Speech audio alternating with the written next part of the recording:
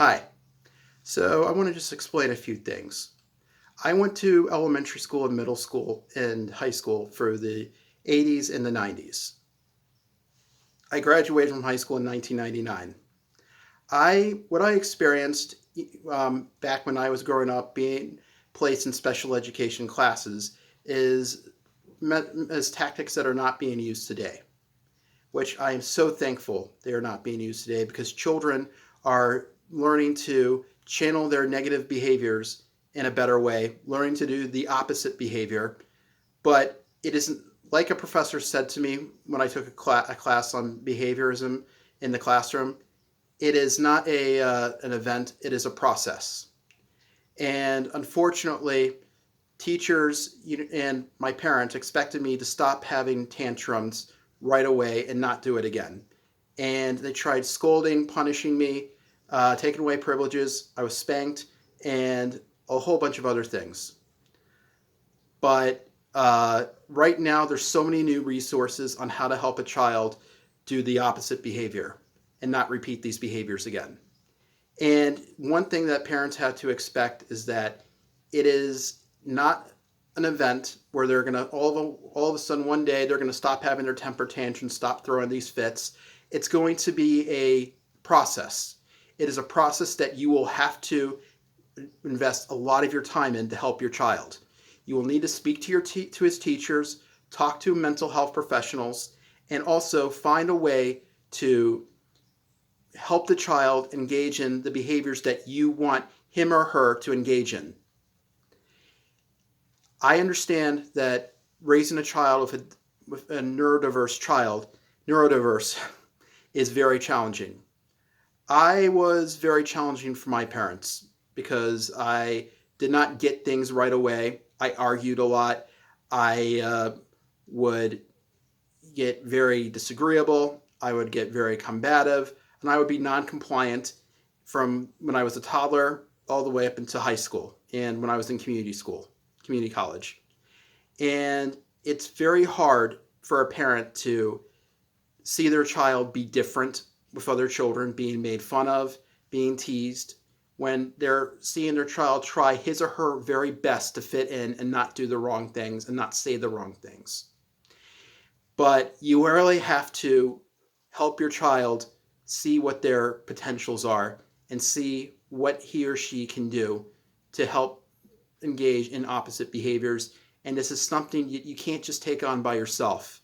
If you find yourself screaming at your kid and resulting to punishments, you have to really get to know your child and know what is going to make him or her angry and how to control the environment and not the child. The environment is a big key. And also you have to teach the younger siblings or the older siblings or the other adults in that child's life that this is what we need to keep for our kid to make sure that he or she is going to feel safe. But at the same time, the child also has to learn to keep others safe. Just because another sibling is saying some things that piss him off does not give the child the right to strike him or her or to say some nasty words back.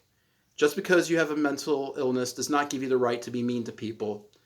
But here's another point that I want to get to is that for far too long, we've been teaching neurodiverse children that the world is not going to tolerate you like we will. The world's not going to put up your shit. The cool kids don't do that. See? Other kids are going to laugh at you if you do that.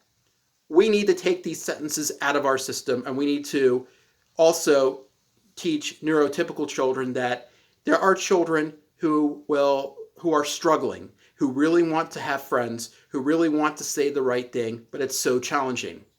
And we also need to teach children to be more compassionate and more empathetic. Like a lot of my friends who are in special education today, they said that children are a lot better.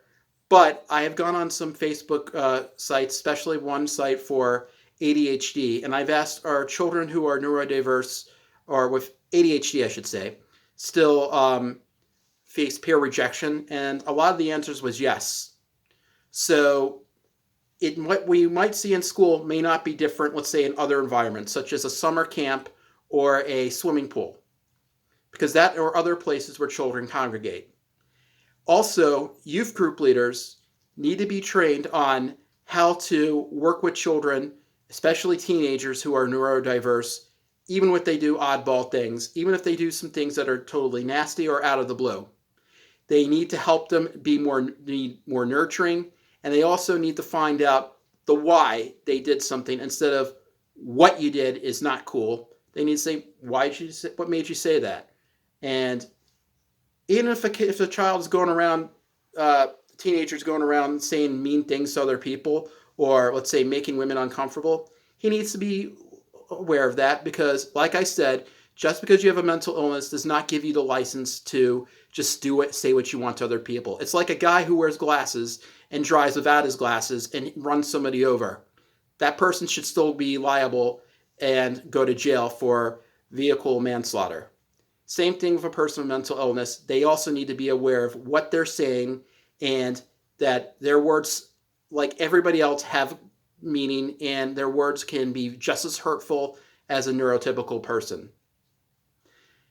And finally, I also think that parents should join support groups of neurodiverse kids, especially with high functioning autism, Asperger's, and ADHD, and nonverbal learning disabilities, to see what they can do as a community to help their children navigate their everyday life. These are things that I'm very passionate about, and these are things that I want to see change in the future. We're a lot better where we are today, and there's been so many positive things that I'm so happy, but we still have a lot of work to do.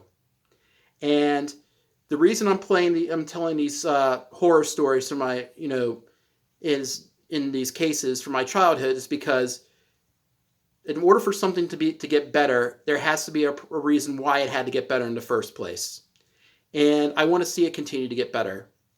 But we also need to work with neurotypical children to make them more tolerant and make them more understanding and less judgmental. Thank you.